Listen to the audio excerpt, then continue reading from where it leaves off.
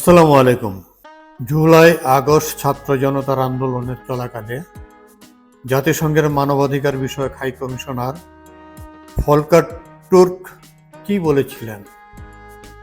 বাংলাদেশের সেনাবাহিনীকে কি পরামর্শ দিয়েছিলেন তিনি কি বলেছিলেন দমন পীড়ন চালিয়ে যেতে? না, তা তিনি বলেননি। বলেছেন দমন পীড়ন যাতে না করা হয়। দমন পীড়ন যদি করা হয় তাহলে সেনাবাহিনী দমন পীড়নে যদি অংশ নেয় এই বাংলাদেশে, তাহলে বাংলাদেশের সেনাবাহিনী শান্তিরক্ষা বাহিনীতে যেতে পারবে না, এমন সতর্ক তিনি করেছিলেন জাতিসংঘের মানবাধিকার বিষয়ক হাই কমিশনার ফলকার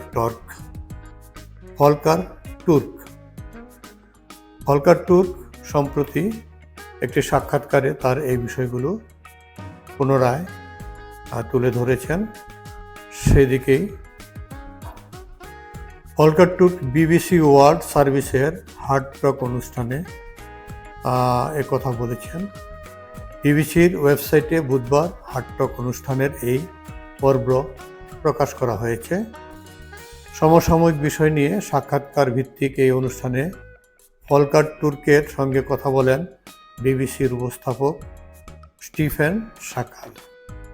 অনুষ্ঠানে গাজা, সুদান, ইউক্রেন সহ বিশ্বের বিভিন্ন দেশের পরিস্থিতি তুলে ধরে স্টিফেন শাকাল ফলকার তুর্ককে বলেন, আন্তর্জাতিক আইন ও মূল্যবোধ মেনে এসব পরিস্থিতি সমাধানে জাতিসংঘকে ক্ষমতাসীন মনে হচ্ছে। এর জবাব দিতে গিয়ে উদাহরণ হিসেবে বাংলাদেশের প্রসঙ্গ উল্লেখ করেন ফলকার তুর্ক বলেন, আমি আপনাকে উদাহরণ দিচ্ছি যেখানে এটা গুরুত্বের সঙ্গে নেওয়া হয়েছিল। আমি গত বছরের বাংলাদেশের উদাহরণ দিচ্ছি।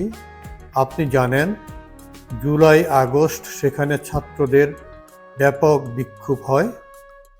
বাংলাদেশে তখন শেখ হাসিনা সরকার আমলে ছাত্রদের আন্দোলন দমনে ব্যাপক নিপীড়ন চলছিল।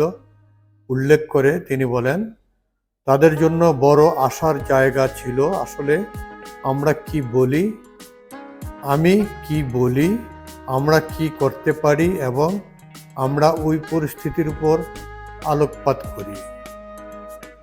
আমরা প্রকৃতপক্ষে সেনাবাহিনীকে সতর্ক করি। যদি তারা এতে জড়িত হয় তার অর্থ দাঁড়াবে তারা হয়তো আর শান্তিরক্ষী পাঠানোর দেশ থাকতে পারবে না। বাংলাদেশ যে শান্তিরক্ষীর পাঠায় সেই দেশ হিসাবে বাংলাদেশ পরিচিত, সেই দেশ হিসাবে আর থাকতে পারবে না যদি এই জুলাই আগস্টের ছাত্র জনতার উপর সেনাবাহিনী নিপীড়ন চালায়। সেই সতর্ক দিয়েছিলেন ফলকার তুর্ক আরও বলেন, অধ্যাপক ইউনূস যখন অন্তর্বর্তী সরকারের প্রধান উপদেষ্টার দায়িত্ব নিলেন, তিনি আমাকে তাৎক্ষণিকভাবে বললেন, আপনি কি একটি তথ্যানুসন্ধানী দল পাঠাতে পারেন, পরিস্থিতির উপর গুরুত্ব দিতে পারেন এবং সেখানে যা ঘটছিল তা তদন্ত করতে বললেন। আমরা এগুলোই করেছিলাম এবং এটা কার্যত সাহায্য করেছিলাম।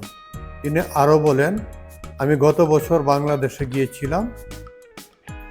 আমরা একটি অবস্থান নেওয়ায়, আমরা কথা বলায় এবং তাদেরকে সহযোগিতা করায় ছাত্ররা আমাদের প্রতি খুব কৃতজ্ঞ প্রকাশ করেছেন।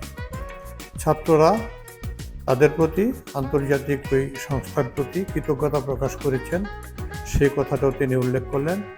সারা বিশ্বে যুক্তরাষ্ট্রের আন্তর্জাতিক উন্নয়ন সংস্থা USAIDর সহায়তা বন্ধের বিষয়ে ফলকার তুর্ক বলেন, এই সিদ্ধান্তের সঙ্গে সঙ্গেই বিশ্বের সবচেয়ে ঝুঁকিতে থাকা মানুষগুলোর উপর এর প্রভাব পড়েছে।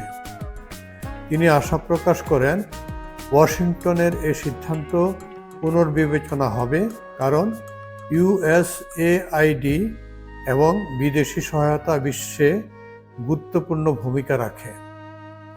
সুদানের প্রসঙ্গ উল্লেখ করে ভলকার তুর্ক বলেন, সিরিয়ায় মানবাধিকার পরিস্থিতি নিয়ে যারা কাজ করছে তাদের সঙ্গে নিয়মিত যোগাযোগ রাখা হচ্ছে। পাশের দেশগুলোতে থাকা সহিংসতার শিকার মানুষগুলোর সঙ্গে যোগাযোগ রয়েছে। সিরিয়া ও লেবাননের ক্ষেত্রে এটা রয়েছে। ইউক্রেন যুদ্ধ প্রসঙ্গে তিনি বলেন, এই যুদ্ধ বন্ধ করতে তারা নিরলস চেষ্টা চালিয়ে যাচ্ছেন। ফিলিস্তিনের গাজার পরিস্থিতিকে বিপর্যয়কর উল্লেখ করে ভলকার তুর্ক বলেন, সেখানে যা ঘটছে তা নিয়ে সবাই উদ্বিগ্ন। আল্লাহ হাফেজ।